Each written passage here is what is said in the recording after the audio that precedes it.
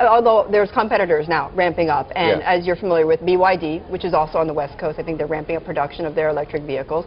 Warren Buffett owns 10% stake in that. Why do you laugh? BYD is trying to compete. Why do you laugh? Have you seen their car? I have seen their cars, yes. In fact, at the Berkshire Hathaway meeting, I saw their cars. Yeah. Well, they are on a different, tell me why you're laughing.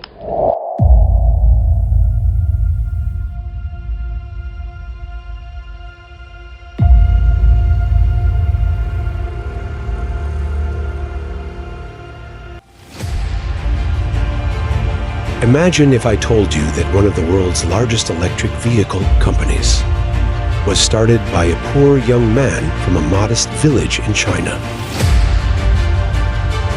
A young man who lost his parents as a child, but later became one of the world's most successful entrepreneurs. This is the story of BYD and its genius founder, Wang Chuanfu. Wang Chuanfu in a rural village in China.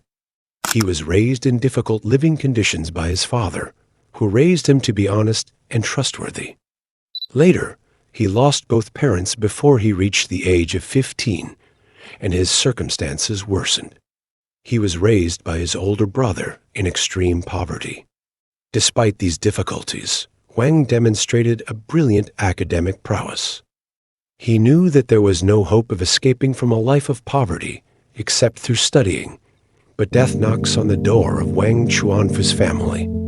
He receives very sad news of his mother's death while he is in the middle of an exam. He leaves the exam and walks to his mother, who appears to have died while working in a field. Here, Wang Chuanfu discovers that he has lost his mother, his father, and even the chance to succeed and enroll in school. Wang Chuanfu decides to leave school and try to help his brother with the work and household expenses because he sees that he is pressuring them, especially after he failed his studies. But here, Big Brother intervened and tried as much as he could to help Wang Chuanfu complete his studies. He even saved 10 yuans a week for Wang Chuanfu to complete his studies. Even his brother's wife sold her jewelry to support Wang. Wang Chuanfu decided to study chemistry at school and excelled in school. He then applied to Central South University and was accepted. This was the best thing that ever happened to Wang Chuanfu after all his hardships. Wang Chuanfu earned a master's degree in metallurgy and worked at a government research institute. But he wasn't satisfied with the routine life. He had a dream that China would be able to produce high-quality batteries at a lower cost than Japan, which was a pioneer in the field. In 1995, Wang attempted to start his first company, but his capital proved too much for him. His family intervened again. His cousin, a successful entrepreneur, offered him a 2 million yuan loan. A friend of his cousin was impressed by Wang's ideas and decided to invest his life savings. He founded Yadi Electronic in Shenzhen with a modest capital of around $300,000. Yadi was the name of the street where the company was located, and later the name was changed to BYD or BYD. However, the initial conditions for starting the business were extremely difficult, and employees were often forced to sleep side by side on makeshift beds to save costs. During this time, Wang worked tirelessly. He even missed the birth of his daughter due to his busy schedule. By reading patent applications and reverse engineering competitors' batteries, BYD was able to create its own products. There was a major problem that threatened to end the company before it even got off the ground.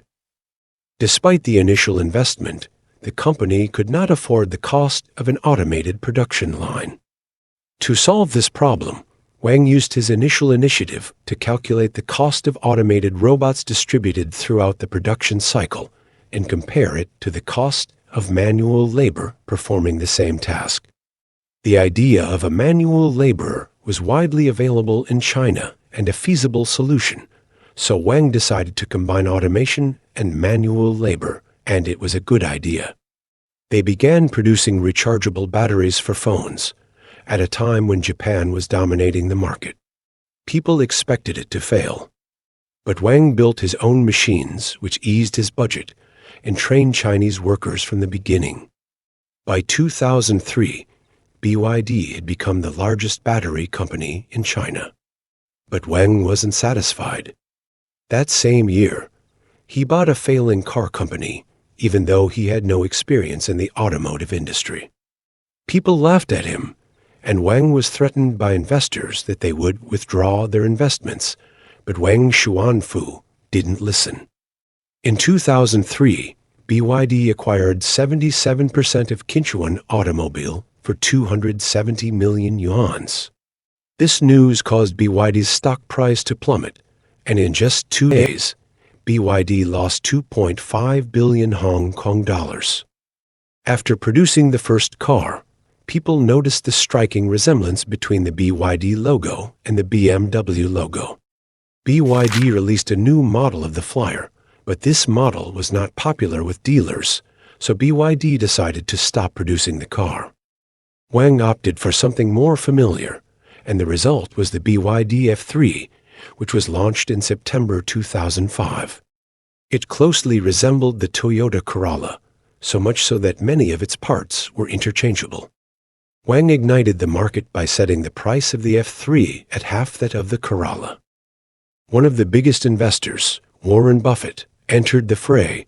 He bought 10% of the company for $230 million and said it was one of the best investments of his life. It boosted the company's production and expanded it into many areas. In the same year, 2008, BYD launched its first hybrid car in its history, the F3DM. Although it wasn't a commercially successful model, it represented a qualitative leap forward for a company that would later achieve success. The relationship between the Chinese company BYD and Tesla CEO Elon Musk began with mixed attitudes. In 2011, Musk mocked BYD during an interview with Bloomberg. Electric vehicles. Warren Buffett owns. BYD is trying to compete. Why do you laugh? Have you seen their car? However, over time, BYD has evolved significantly and become a strong competitor in the electric vehicle market, prompting Musk to change his mind about the company. In 2023, Musk admitted that BYD vehicles had become competitive with Tesla and other car companies. BYD surpassed Tesla. After producing several electric vehicle models, BYD surpassed Tesla in electric vehicle sales in the first quarter of 2025, selling over 1 million electric vehicles, compared to Tesla's sales of approximately 336,681. Today, BYD exports electric cars and buses to more than 50 countries around the world.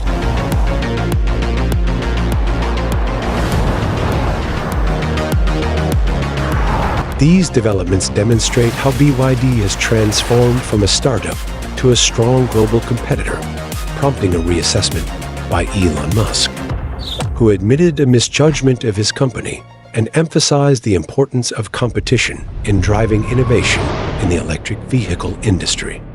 The story of BYD is not just about a company. It's about will. It's about a young man who started from scratch and defied ridicule, even from Elon Musk himself. And instead of responding with words, he responded with action. BYD has proven that success isn't about starting first, but about being patient, learning, and striking at the right time. In a rapidly changing world, who do you think will lead the future? The one who laughs, or the one who works in silence? Build your dream, and let the whole world listen to you.